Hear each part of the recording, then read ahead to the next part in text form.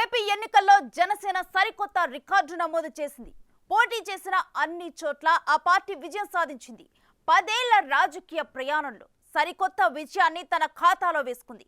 గత ఎన్నికల్లో కేవలం ఒక్క స్థానం గెలుపొందిన పార్టీ ఈసారి ఏకంగా పోటీ చేసిన 2 లోక్సభ 21 అసెంబ్లీ సీట్ల స్థానాల్లో విజయాన్ని సాధించింది.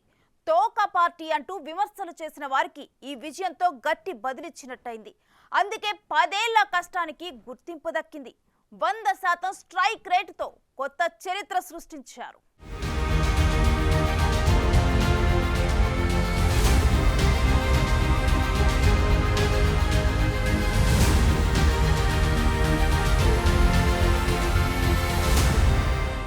मैं अभी बाबू को पूछ रहा था, बोले हिस्टोरिकली ये सबसे हाईएस्ट विक्ट्री है।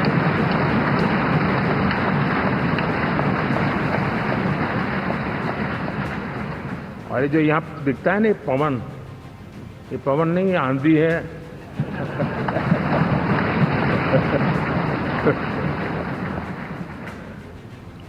आंध्र ने इतना बड़ा हमारे प्रति जनमत दिया है। हिंदुस्तान के लिए एक सामान्य मानवी की विकास की जो जिजीविषा है उसका प्रतिबिंब है। విన్నారుగా దేశ ప్రధాని నరేంద్ర మోడీ ఏమన్నారో? పవన్ కళ్యాణ్ అంటే పవన్ కాదు ఓ తుఫాన్ అని కితాబిచ్చారు. मैं अभी बाबू को पूछ रहा था, बोले हिस्टोरिकली ये सबसे हाईएस्ट विक्ट्री है।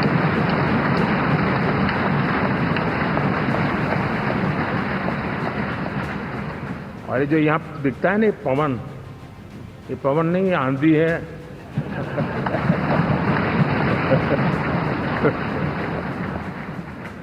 ఎన్డీఏ మీటింగ్లో స్వయంగా ప్రధాని మోడీ స్టేజ్ పై పవన్ ను ప్రశంసించారు. ప్రధాని మోడీ మాటను బట్టే అర్థం చేసుకోవాలి. ఏపీలో కూటమి విజయంలో సేనాని ఎలాంటి కీ రోల్ ప్లే చేశారు. పొత్తులు కుదరడంలో, ఓటు బ్యాంక్ ట్రాన్స్ఫర్ కావడంలో జనసేనాని తన మార్కును చూపించారు.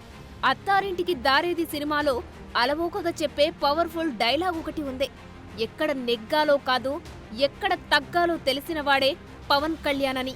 మాటల మాంత్రికుడు త్రివిక్రమ్ శ్రీనివాస్ కలం నుంచి జాలువారిన ఈ మాట నిజ జీవితంలో పవన్ కు దగ్గరగా ఉంది. ఏపీలో కూటమి గెలుపు వెనుక పవన్ ఉన్నారని, ఇలాంటి విజయం కోసం పవన్ పరితపించారని, అందుకోసం ఎన్నో మెట్లు దిగారని గుర్తు చేసుకోవాల్సిన పరిస్థితి. కూటమి కట్టడం, 3 పార్టీల మధ్య సమన్వయం, ఓట్ల బదలాయింపు వంటి విషయాల్లో పవన్ చూపిన చొరవను గుర్తు చేస్తున్నారు.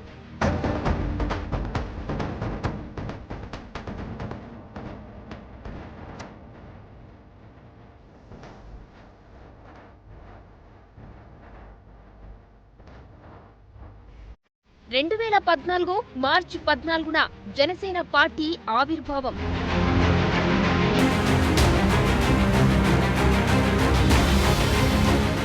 నేను ముందుకొచ్చాను, పార్టీ పెట్టాను. దాని పేరు జనసేన. మీ సేన, సామాన్యుల సేన, మన భారతదేశపు సేన. 10 ఏళ్ల జర్నీలో ఎన్నో అవమానాలు,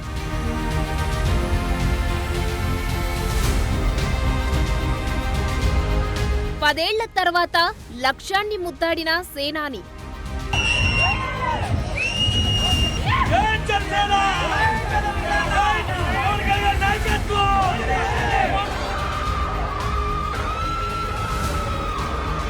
అసెంబ్లీలోకి అడుగీడుతున్న వేళ ఎన్నో బాధ్యతలు. 2019లో జరిగిన ఎన్నికల్లో జనసేన పార్టీ 137 స్థానాల్లో పోటీ చేసింది. 2014లో పోటీ చేయకపోయినప్పటికీ ఎన్డీఏకు సపోర్ట్ చేశారు. కానీ 2019లో 137 స్థానాల్లో కంటెస్ట్ చేస్తే ఒకే ఒక్క స్థానంలో ఆ పార్టీ గెలిచింది. అది రాజోలు. ఆ తర్వాత ఆ ఎమ్మెల్యే కూడా అధికార వైసీపీలోకి జంప్ అయ్యారు. గాజువాక, భీమవరం 2 స్థానాల నుంచి పోటీ చేసిన పవన్ కళ్యాణ్ ఒక్క స్థానంలో కూడా గెలుపొందకపోవడంతో వైసీపీ నాయకులు పవన్ కళ్యాణ్ ని తీవ్ర స్థాయిలో విమర్శించారు. ఇక ఆ దెబ్బతో పార్టీని పక్కన పెట్టేసి రాజకీయాల నుంచి వెళ్లిపోతాడు అని అందరూ అనుకున్నారు. అలా చేస్తే ఆయన పవన్ ఎందుకవుతాడు? అందుకే ఎటూ వెళ్లకుండా అపోజిషన్ గా నిలబడ్డాడు. ప్రభుత్వం చేసే పనులను ఎండగట్టాడు.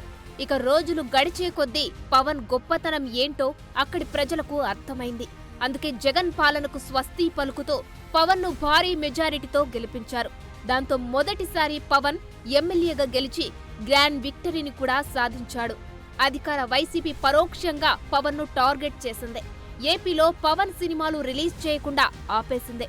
రిలీజ్ అయిన సినిమా టికెట్ల ధరలు తగ్గించి ఆయన సినిమాలకు కలెక్షన్స్ రాకుండా చేశారన్న ఆరోపణలు ఉన్నాయి. అలా చేయడం వల్ల పార్టీని నడుపుకోలేని స్థితికి చేరుకొని రాజకీయాల నుంచి వైదొలుగుతారని అనుకున్నారు. అయినప్పటికీ తన గెలుపును ముందే ఊహించిన పవన్ కళ్యాణ్ ఎంతో ఓపికతో ముందుకు సాగాడు. ప్రత్యేకించి తన క్యాడర్లో ధైర్యాన్ని నింపుతూ ప్రభుత్వంపై పోరాటం చేశాడు. ఎక్కడా కుంగిపోకుండా, అడుగు తడబడకుండా చూసుకున్నాడు. ప్రయాణించే చీకటి దారిలో ఎన్నో ప్రళయాలు, ప్రవాహాలు, విపత్తులు, విగదాలు, అరాచకాలు, ఆకృత్యాలు ఎదురైనప్పటికీ వాటన్నిటిని దాటుకొని ఈ రోజు కోసం ఎన్నో నిద్రలేని రాత్రులను కూడా గడిపాడు. అందుకే ఆయన భారీ మెజారిటీతో గెలవడమే కాకుండా తన పార్టీ అభ్యర్థులను కూడా గెలిపించుకోగలిగాడు.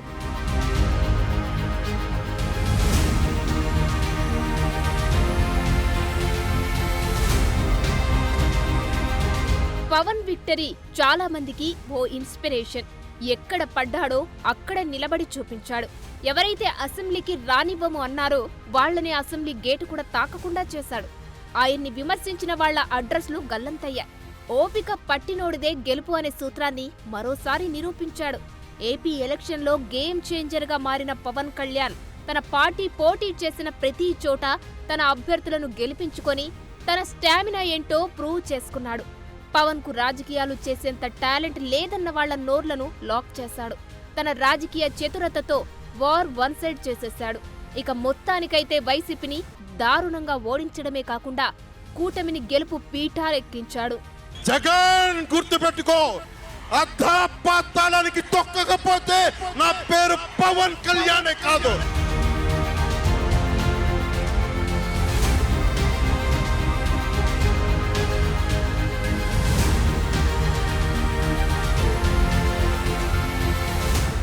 ఫైనల్ గా పవన్ అనుకున్నది సాధించాడు. ఇక ఈ ఎలక్షన్లో అధికార పార్టీకి వ్యతిరేకంగా ఉన్న ఏ ఒక్క ఓటు కూడా చీలకూడదనే ఉద్దేశంతోనే పవన్ దగ్గరుండి మరీ ఈ కూటమిని ఏర్పాటు చేశాడు. వాస్తవానికి పొత్తు కోసం ఎన్నో మెట్లు దిగారు పవన్. ముందుగా సొంత పార్టీ వారిని సముదాయించారు. మన బలగం తెలుసుకొని సీట్లు అడుగుదామని సర్ది చెప్పారు. పవన్ ను కాపుల ఆశాజ్యోతి మీరే, మీ ద్వారానే రాజ్యాధికారం సాధ్యం, అందుకే ఎక్కువ సీట్లు అడగండి, సింహభాగం ప్రయోజనాలు పొందండి, ఎక్కువ సీట్లు ఇస్తేనే పొత్తుకు ఒప్పుకోండి, ఇలా చాలా రకాలుగా పవన్ పై ఒత్తిడి ఉండేది. 2019లో ఓ 10 సీట్లు ఇస్తే ఇప్పుడు ఎక్కువే అడిగేవాడినని చెప్పారు. మొత్తంగా పవన్ ఒకే ఒక కృత నిశ్చయంతో ముందుకు సాగారు. అధికారం నుంచి జగన్ను దూరం చేయాలని బలమైన లక్ష్యంతో పనిచేశారు. ఇందుకుగాను బలానికి తగ్గట్టు నడుచుకున్నారు. అందుకు ముందుగా పార్టీ శ్రేణులను మలుచుకున్నారు. సొంత సామాజిక వర్గాన్ని ఒప్పించారు. రాష్ట్ర ప్రజలకు నిజాన్ని చెప్పారు. వారి మద్దతు కోరారు. సంపూర్ణ విజయం దిశగా పార్టీని నిలబెట్టారు.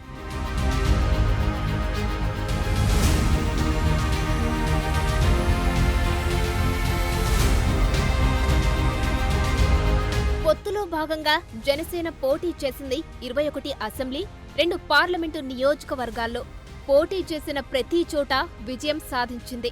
ఏపీలో సంపూర్ణ విజయం సాధించింది జనసేన పార్టీ. అయితే ఇదంతా పవన్ ఆలోచనతోనే ముందుకు సాగింది. వైసీపీ నేతలు పవన్ కు ఎన్నో సవాళ్లు చేశారు. దమ్ముంటే 175 స్థానాల్లో పోటీ చేయాలని రెచ్చగొట్టే ప్రయత్నాలు చేశారు. కానీ వాటన్నిటికీ చెక్ పెట్టారు పవన్. చంద్రబాబు అరెస్టు సందర్భంగా తన పొత్తును ప్రకటించారు. బీజేపీ మాత్రం చివరి వరకు సస్పెన్స్ పెట్టింది. కానీ ఎట్టకేలకు 3 పార్టీల మధ్య పొత్తు కుదిరింది. సీట్ల సర్దుబాటులో భాగంగా పవన్ కళ్యాణ్ కొన్నిటిని వదులుకున్నారు. త్యాగాలకు సైతం సిద్ధపడ్డారు. ఓట్ల బదలాయింపునకు కారణమయ్యారు. ఉమ్మడి అభ్యర్థుల జాబితా విడుదల సందర్భంగా పవన్ కళ్యాణ్ 98% స్ట్రైక్ రేట్తో వస్తున్నామని, జనసేన ఓటు బ్యాంక్ టీడీపీకి ట్రాన్స్ఫర్ కావాలనే అప్పుడే విజయం వస్తుందన్నారు. అన్నట్టుగా ఓటు ట్రాన్స్ఫర్ జరిగింది. విజయం వరించింది. చివరకు తాను అనుకున్న దానికంటే ఎక్కువే సాధించారు.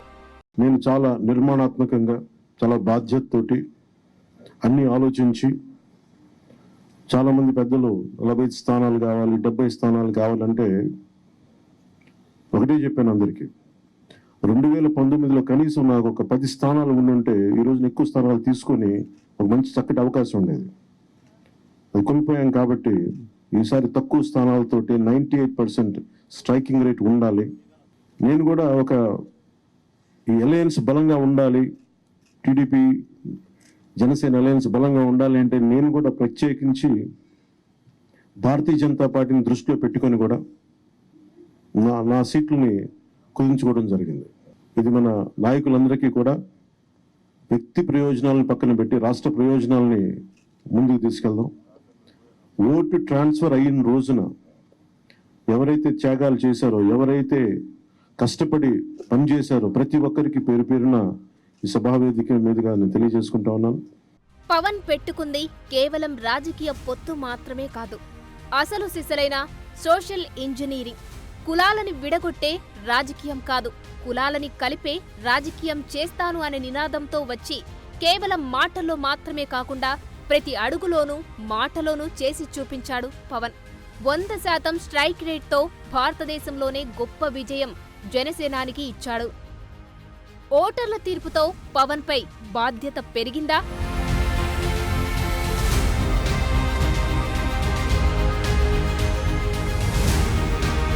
ప్రజల ఆశలను పవన్ నెరవేరుస్తారా?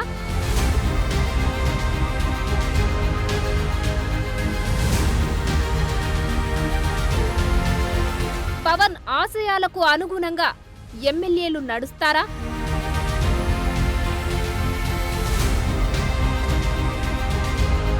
అందుకే ఇన్నాళ్లు ఒకలా, ఇకపై మరోలా.